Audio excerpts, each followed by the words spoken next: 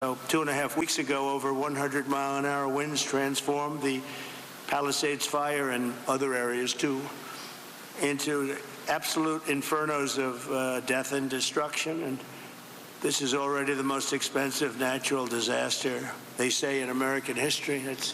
That's pretty amazing. The numbers are going to be staggering. Most importantly, we have to get it built, and we have to hopefully find as few people as possible. We have already too many, 28 at least, they say. We're going to work very hard with the mayor, the governor, the supervisor, and everybody, and get the resources behind you. We have some amazing people, and we have some amazing fighters for things like this. I also had the concept of getting some of the best developers in the country. I've had so many calls from developers, and they want to come in. They don't want anything. They just want to come in and help, and they really know how to get things done and get things built. I would ask that the local officials, because we're going to essentially waive all federal permits. We're going to have you go very quickly, because a federal permit can take 10 years. We're not going to do that. We don't want to take 10 days. I would.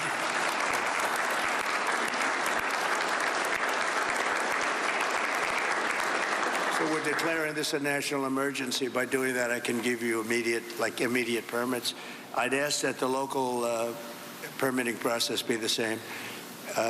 Some of the people were saying they're going to be forced to wait 18 months for their permits, and I don't think you're going to do that. I can't imagine that. So they are literally in a position right now they'd like to start tonight, and they'll clean their site, they'll do everything. They just want to start, and they were very concerned with the 18 months, so I'm sure you can get it down to, I would say, not even 18 days. They are ready, Mayor, they are ready to start.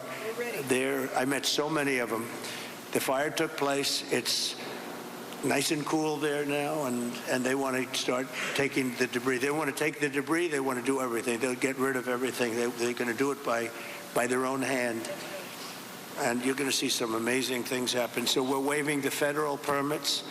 Either waive them or give them to you so rapidly it's going to be essentially the same thing, but we're going to try and just waive them, and we'll rely on the local. But the local, I hope, is going to do the same exact thing. They're literally ready to start right away tonight. So if you could do almost the same thing or the same thing would be great. For a building permit, you're going to have to, check things out a little bit. A lot of them, every single one of them said they're going to rebuild. I didn't have one person say they're selling or they're leaving or they're disgusted. They love their community, and it's incredible. We even had one from your neck of the woods, right? Yeah. Do you want to stand up? It was so nice the way she greeted my wife in a very different language, right? And it was very nice to see. And you're staying, and you're going to rebuild and everything else. Yeah, everybody. So it's really great. So I'm signing an executive order to open up the pumps and valves in the north. We want to get that water pouring down here as quickly as possible and let hundreds of millions of gallons of water flow down into Southern California. And that'll be a big benefit to you. If you don't want it, you're going to tell me, but I can't imagine it. I tell you who does like it is the fire department. When I said that, they were very happy with that. They didn't mind hearing that. But we have a lot of water that is available, and I hope you can work that out among yourselves. But I think this will show that we have to have that water. We have to have that water. You're talking about unlimited water coming up from the Pacific Northwest, even coming up from parts of Canada. And it pours down naturally. It has for a million years. For a million years, it pours down. You'll never run out. You'll never have shortages, and you won't have things like this. And when you do, you'll have a lot of water to put it out. So I'm going to ask that you figure that out. But I really strongly recommended this 7 years ago, and I think I'm going to just do it. If you have big problems, you're going to let me know, but I just can't even imagine it. But we're also surging federal resources and assistance to the state.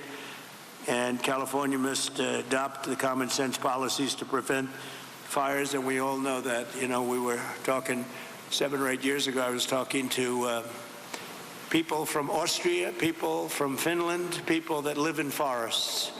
And one of the gentlemen, one of the top great leaders of Austria, said, we don't have forest fires, and we have trees that are actually far more flammable than they have in California, but they literally rake their forest. They take down, if a tree comes down, they take it down. They say you have 18 months. After that, it's like a matchstick. And I know environmentally, some environmental groups like the trees to just melt into the ground, but when they do melt into the ground, they become an inferno. So I think you're going to have to change your ways in terms of that.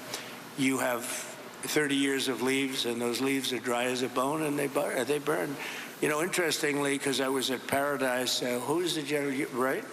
A long time ago, I was at Paradise. What a beautiful paradise it was. And how is it doing, by the way? Are they rebuilding, right? Remember when he said, you were up here, President. I went there. I never saw anything like it. But you know what amazed me? I'll never forget it. The trees were okay, because the trees are loaded with water. They sucked that water out of the ground. And this was an inferno, just like, I would say, no different than this. And it was also the wind that caused a lot of problem. I mean, you had tremendous winds that there's not a lot you're going to do with. We had up to 100-mile-an-hour winds. It's unheard of.